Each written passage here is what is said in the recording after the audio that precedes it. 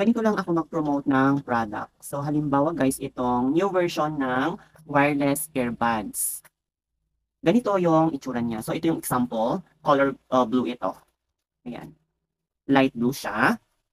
So, pag inopen natin siya guys, ganito. Ayan. Di ba? Kasi nga new version, ang ganda. Ang ganda, ang cute. So, ito yung ating earbud. So, kapag tinanggal natin siya guys, ayan, umiilaw. Di ba? Automatic na siya. Tapos yung isa, tanggalin din natin. Ayan. So, ayan siya guys. Balik ulit natin. Ayan. So, pag binalik ko yung isa, merong naka-on na siya. Ayan. 27% yung battery. O, di ba? Ayan na siya guys. Umiilaw. Ang bongga nga nito kasi nga, di ba? New version, ang ganda. Ganito lang mag-promote guys ako. So, simple lang yung natural. Di ba? Wala nang eme-eme kapag magpo-promote. Tapos, kapag ilalagay ko sa tenga ko, ganito yung itsura niya guys. Ayan.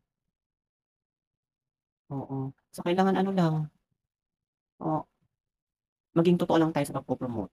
O, di ba? Ang ganda. Fit na fit siya guys. O, hindi natatanggal. Basta ayusin lang natin. Ayan. Saktong-sakto sa tenga ko. Tapos, ihanda mo na yung cellphone mo para i-connect mo. I-on mo yung Bluetooth. Ayan guys, para makinig ka na ng music. Saka ano to, sleeping earbuds. Maganda rin sa gabi gamitin para wala kang madisturbo if ever na magpapa-music ka.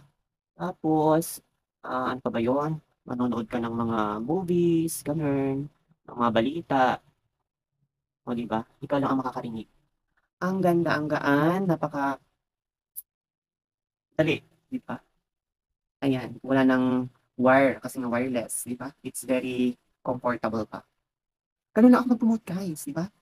It's simple and natural. Wala nang exaggeration. Ayan, di ba?